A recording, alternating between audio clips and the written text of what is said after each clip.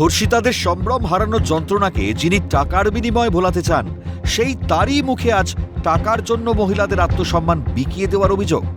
নাম না করে প্রসঙ্গ সন্দেশখালী। একটা মা গরিব হতে পারে, টাকা দিয়ে তার আত্মসম্মান বিক্রি করছে, আর সেইটা নিয়ে সব মিডিয়াকে বলে দিচ্ছে আচ্ছা সে চালাও, আর সারা পৃথিবীতে বলছে ওইটাই চালিয়ে যাও। একটা মিথ্যেকে নিয়ে গোয়েবলেসের কায়দায় মিথ্যেটাকে বলতে বলতে বলতে বলতে সত্যি যাতে পরিণত হয়। শনিবার সন্দেশখালী নিয়ে একটা স্টিং অপারেশন প্রকাশ্যে এনেছে তৃণমূল নেতৃত্ব। তারপর থেকেই সুর চড়িয়েছে শাসক দল। প্রমাণ করার চেষ্টা হচ্ছে এতদিন যা বলেছিলেন মমতা বন্দ্যোপাধ্যায় সেটাই সত্যি, বাকি সব মিথ্যা। বিজেপি নেতারাই তো কথায় কথায় বলতো সন্দেশখালী করবে তৃণমূলের চেয়ার খালি। আজকে সন্দেশখালী প্রমাণ করে দিয়েছে ভারতীয় জনতা পার্টি দলটাই জালি, জনসমক্ষে প্রমাণিত। আমি বলছি না তো, ভিডিও জনসমক্ষে রেখেছে, আপনারা সবাই দেখেছেন। একের পর এক মিথ্যে, সব মিথ্যে। তৈরি করা একটা ভিডিও নাকি সত্যি কথা বলছে? শাহজাহানদের বিরুদ্ধে প্রতিবাদ প্রতিরোধের ঝড় তোলা মহিলারা কি মিথ্যে বলেছিলেন? শাসক শাহজাহানদের ভয়ে কেউ আঁচলে, কেউ ওড়নায় মুখ ঢেকে কি বলেছিলেন সেদিন? শান্তি পাবো না। ওনারা যেভাবে আমাদেরকে দিনের পর দিন রাতের পর রাত যেভাবে আমাদের মা বোনেদের ঘুম কেড়ে নিয়েছেন কিছু না, ওনারা যদি জেলের থেকে জন্য বেরিয়ে আসে ওনারা আমাদেরকে বাঁচতে দেবেন না। দিনের পর দিন ওনারা আবার আমাদের লাঞ্ছনা গঞ্জনা শুরু। মা বোনেদের ঘুম কিভাবে কেড়েছিল শাহজাহানরা বোঝেন না শাসক সরকারের মাথারা? তখনও মুখ্যমন্ত্রী বিধানসভায় দাঁড়িয়ে বলেছিলেন টার্গেট করা হচ্ছে শাহজাহানকে। শাসকের প্রচার ছিল সবটাই সাজানো, সবটাই চক্রান্ত। লুকিয়ে তোলা ছবি, তা দিয়ে বানানো একটা ভিডিও দেখিয়ে এখনো একই প্রচার করছে শাসক নেতারা। উত্তরটা কিন্তু সে সময়ই দিয়েছিলেন সন্দেশখালীর মহিলারা।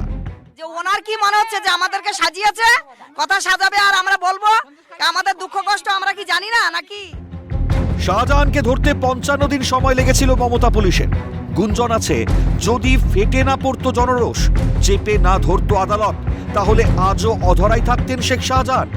শাহজাহানকে ধরতে পুলিশের ব্যর্থতাকে সেদিন কিভাবে কটাক্ষ করেছিলেন সন্দেশখালীর মা বোনেরা, দেখে নেওয়া যাক এক ঝলক। শাহজাহান শেখকে ধরতে পারে না, মহিলাদের এখন চুপ করুন, এনা সাকানি সারিনি করে ঘুমটাতে বসে থাকুন, তবে মমতার পুলিশ চুপ করবে। মমতা 1000 টাকা 500 টাকা দিয়ে আর মহিলাদের বলছে চুপ করুন, চুপ করুন না, আর মস্তান বসেছে মস্তান। পরিস্থিতি বিপাকে বুঝে মুখ্যমন্ত্রী সন্দেশখালীতে পাঠিয়েছিলেন তার 2 মন্ত্রীকে। তারাও সেখানে প্রতিষ্ঠিত করতে চেয়েছিলেন মুখ্যমন্ত্রীর সাজানো তত্ত্বকে। হাতে নাতে ফলও পেয়েছিলেন পার্থ ভৌমিক, সুজিত বসুরা।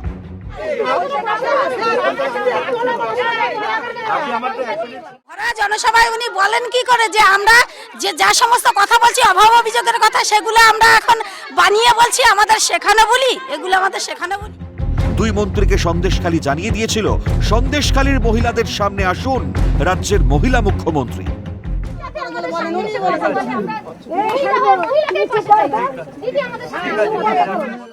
আজও সন্দেশখালীতে পা রাখেননি মুখ্যমন্ত্রী, অথচ রাজ্য জুড়ে ঘুরে ঘুরে বলছেন সন্দেশখালী সাজানো।